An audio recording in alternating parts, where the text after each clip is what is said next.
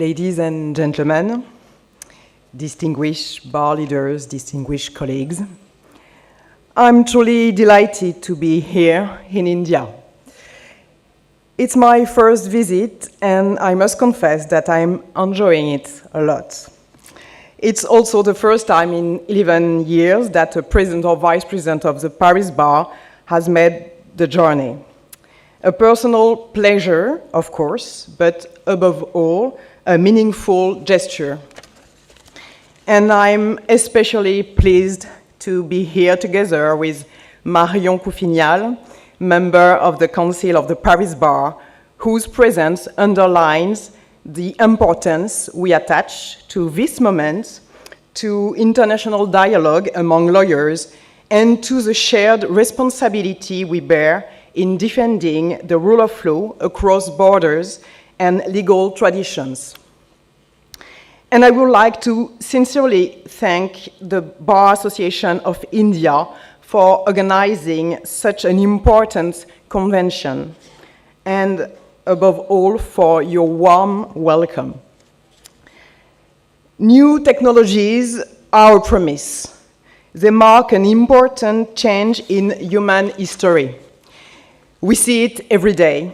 Digital governance tools are already transforming the way we work. In France, for example, the civil case management, what we call mise en état, is now fully digitalized. In some cases, parties may also appear by video conference. But hearings themselves are not yet fully dematerialized because the courtroom remains an essential place for justice, especially for criminal cases. These examples show both the efficiency of digital tools and the questions they raise for the rule of law. Citizens, lawyers, judges, all of us now face a new reality shaped by digital technology, for better and sometimes, unfortunately, for worse. At every step, the same question arises: where will it take us? Will our dignity, rights, and value grow stronger or weaker? Will there be more or less equality, more or less justice? The answers depend on our ability to work together across fields and borders. And for sure, legal professionals have a key role in this. Our responsibility is simple, though difficult to implement: to steer these technologies, to support their fair and global development, and to limit their abuses. The digital space cannot be a lawless zone. Yet we recognize its benefits and harms coexist. We as lawyers must help to find the balance in between.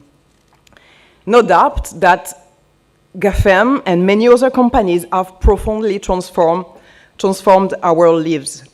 They have given us unprecedented access to information, to communication, to sharing, to exchange. And social networks, by bringing communities together, can encourage a more horizontal exercise of power. They offer citizens a platform for expression and mobilization to defend the rule of law and democracy. But power without limits leads to risks. But as well, a massive data harvesting, the algorithmization of our lives, misinformation sometimes amplified by artificial intelligence. And as we know, access to technology remains unequal.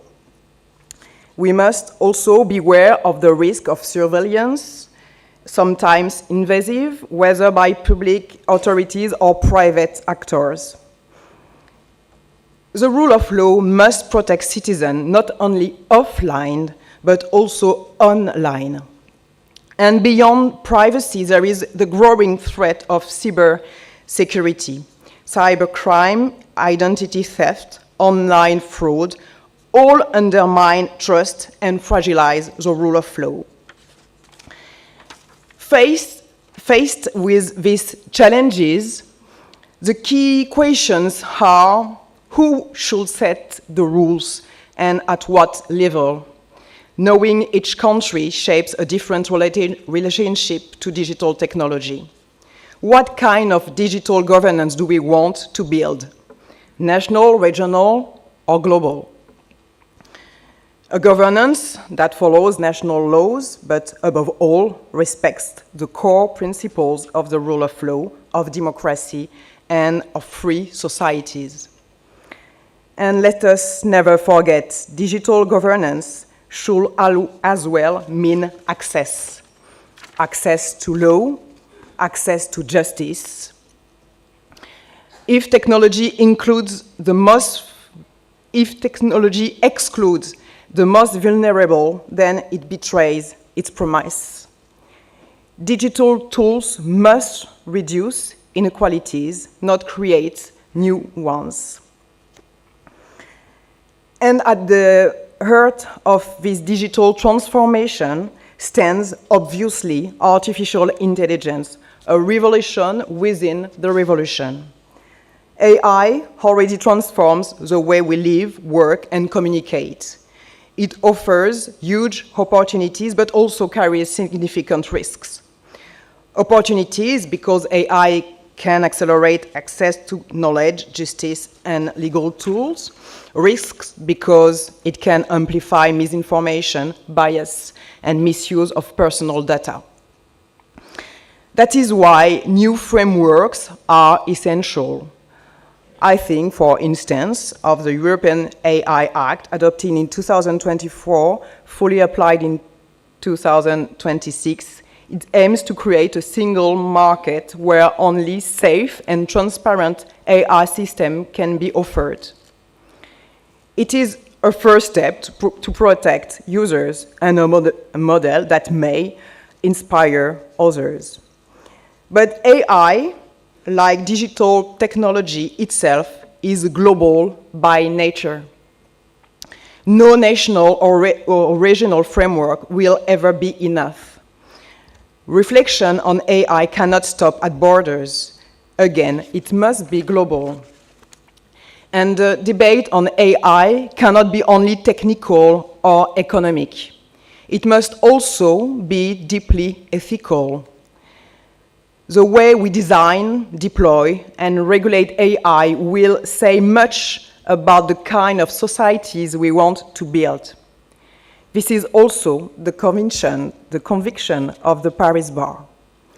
We are deeply committed to exchanging good practices and to collaborating with bars around the world on both AI and ethics. And at the same time, we want lawyers to be actors of innovation, not spectators. That is why we have provided AI tools to our 34,000 Parisian lawyers, so that none of them ignores the technology, so that all can familiarize themselves with it, so that AI becomes an everyday tool while fully knowing its risks and limits. These actions show that lawyers are not only witnesses of change, we are shaping it. Lawyers are not only guardians of the law, we are also actors of change, ready to shape the digital future. The rule of law and its principles go far beyond what I have shared here today. They are the foundation of our common values. But these examples prove that we are moving forward and that we are moving forward together. I am glad that we are gathered here in New Delhi to take part in this major debate. I am convinced that the richness of our perspectives will nurture concrete avenues for digital governance respectful of our rule of law. Tomorrow must bring fairness, shared success, and respect for each person's rights. We cannot let digital actors take away our freedoms. We must keep control of our choices, our data, our environment in every way. In that context, it is not certainty that guides us, but commitment. Commitment to make law a shield, not against progress, but against its arms. Commitment to defend freedom without blind love for technology, but without fear of change. Deep down, our role as lawyers remains the same: to defend freedoms, to defend dignity, and to defend the idea that even online, the rule of law must stand. Thank you very much.